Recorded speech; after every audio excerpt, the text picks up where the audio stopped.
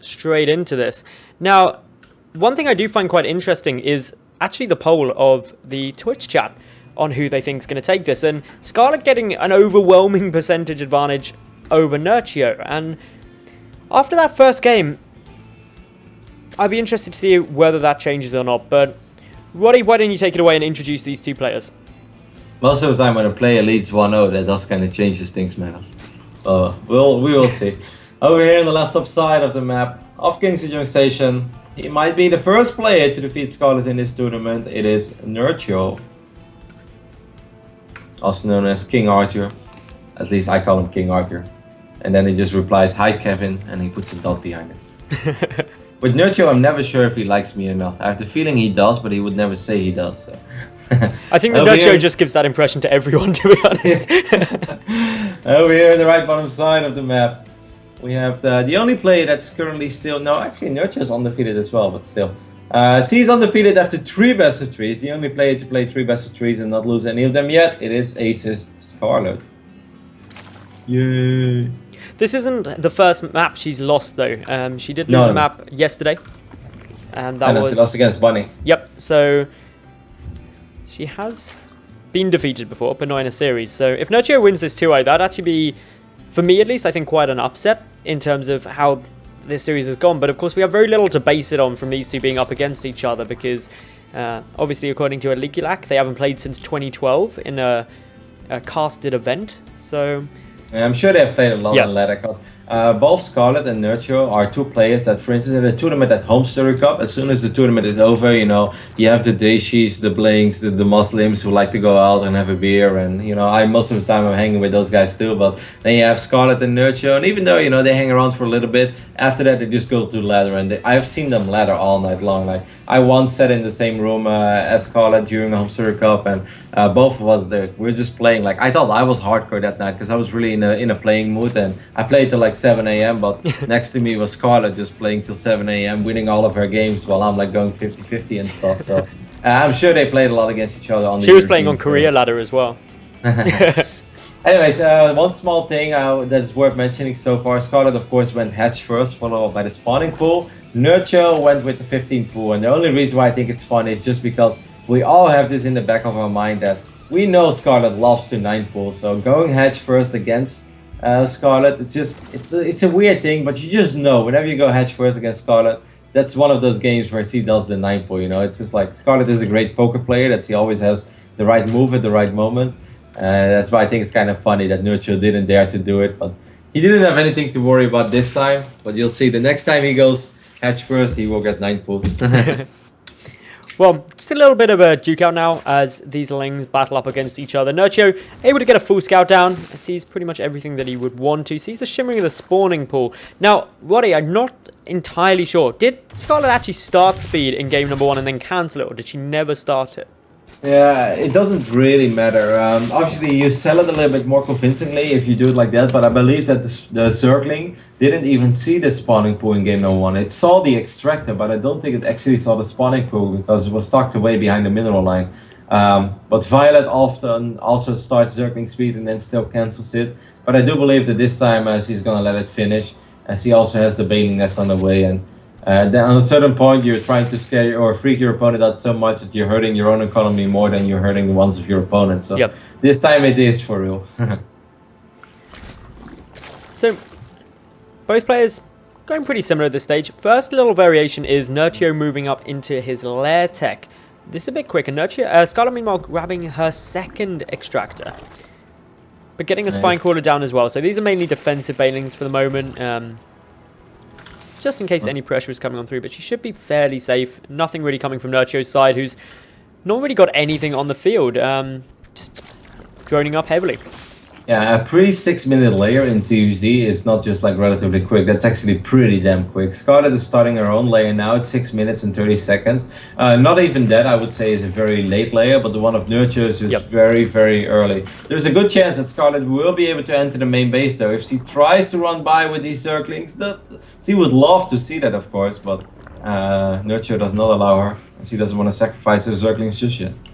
Nerchio had a great overlord position as well, so he saw these banelings coming across. Why he's morphing some defensively, why he's getting down this defensive spine crawler. So this is just normal times to Nerchio. He's got actually really great overlord positioning. As always, you should do in ZvZ. Both players do have. So, just waiting to see. But I doubt anything really is going to come through from this. Nerchio going for the Spire, though. So, very early Mutalisk play off of 2 bases. Scarlett hasn't seen the lair. She's going to do the same thing. I'm pretty damn sure that she will drop a Spire as well. And like you mentioned there, Metals, it's really important that Scarlett did not see the layer yet. Like, there is a chance that she will think that her Spire is quick.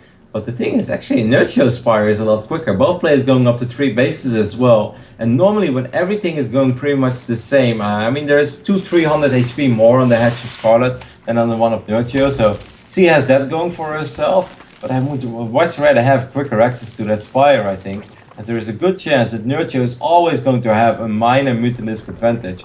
Then again, Scarlett is an absolute queen when it comes to, you know, just outplaying your opponent in a certain phase in the game, when it comes to also using Zerglings. And Zerglings are super important as well when it comes to Mutalisk versus Mutalisk.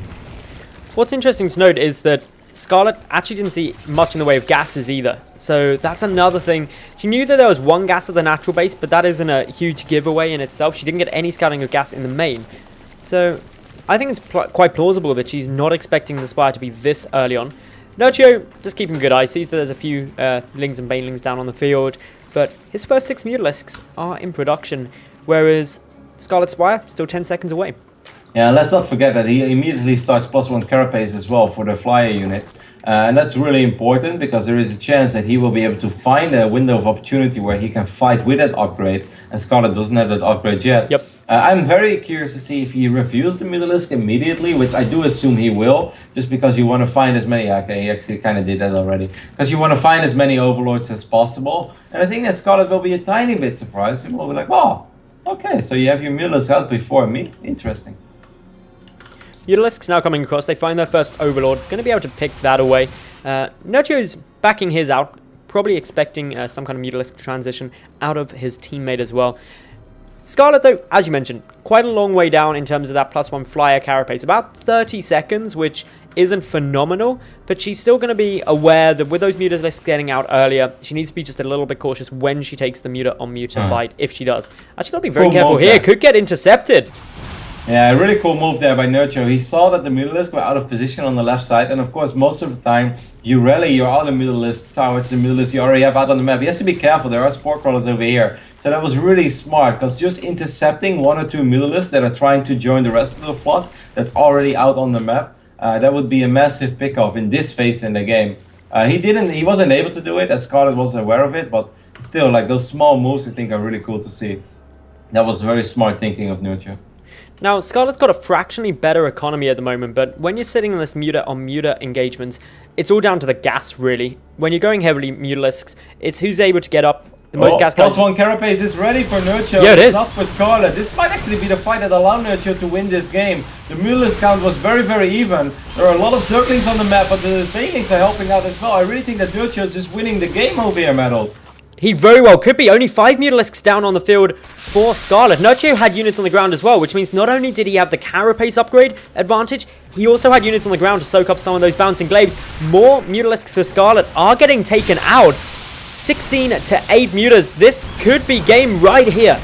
Yeah, but he's picking up a lot of the Mutalisk off Scarlett. Is Scarlett finally going to lose her first series in this tournament? There are Queens helping out as well, so Nerchio, you could say he's playing with fire, but maybe it doesn't really matter. Maybe he's resistant to fire because he has so many Mutalisks. Scarlett is going to try to transition. She will get her infestation pit down and drop 6-7 Spore Crawlers, and she realizes that, alright, I will never be able to catch up in the Muta count anymore. This is a problem though, she's losing so much, especially in terms of the gas losses. Scarlett lost 25 Mutalisks. To try and transition at this stage is going to be so hard, unless of course Nerchio just flies his Mutas on top of that Spore for a long period of time. Picks up and picking up the extractor is actually kind of useful as well, because if Scarlett wants to make the transition into a bunch of infestors, and obviously she's going to be, Nerchio miscontrolling Mutalisk once more, ends up losing 2 of them. But in the end, he's so far ahead, he can definitely afford himself to, make 1 or 2 of these sloppy mistakes. Shouldn't make too many, because it would be an absolute waste to just throw away all these Mutalisks that he has. But, yeah. It's funny because we were theory crafting about it, and then often people probably at home think like, yeah, sure, like these 15 seconds of +1 carapace is going to make the difference in this game. Like, well, Metals, it did. It definitely did, and it wasn't just the carapace, it was the fact that he had units on the ground as well really will help him out, because it soaks up some of those bouncing glaive attacks, which will just further swing it in Nerchio's favor. But Nerchio now pushing forward, he's got a lot of banelings here. The Queen's doing everything they can to try and stop this. Big detonations though. The static defense getting taken out, and Nerchio just solidifying his lead, making sure that he stays in good control. There are a couple of infestors out now for Scarlett, which could do some good if they manage to get a good fungal, but the first one's missing. Baning's actually connecting with the majority of those infestors. Yep. Oh no, the Lings! Yeah, look at the Lings in the third base of Scarlett as well. Yep. They're doing so much damage. All of her drones are going down. Nerchio killed 22 drones with just all these Zerglings, and he's still going to town. Killed over 30 workers in this game already. During all this, he went up to a fourth base as well. He's dropping his own Roach Warren and Double Evolution Chamber. It's more like a just in case, you know. He doesn't want to just make a lot of Banelings and let them all get fungled and then lose his Mutalisk as well. And then suddenly, this is a game again. Nerchio knows if he just goes into Roaches, there's no way he's ever going to lose this game. No, he's in such a solid position. His Ling's even able to pick off another infestor. Good fungal growth actually though. These spores are going to get a lot of damage down. The chain fungaling is going to help, but Nerchio's got so many Mutalisks, he's actually engaging those spores directly. Loses quite a few, but there's the GG. And with a 2-0 victory, Nerchio is going to take the first series of Scarlett of this tournament.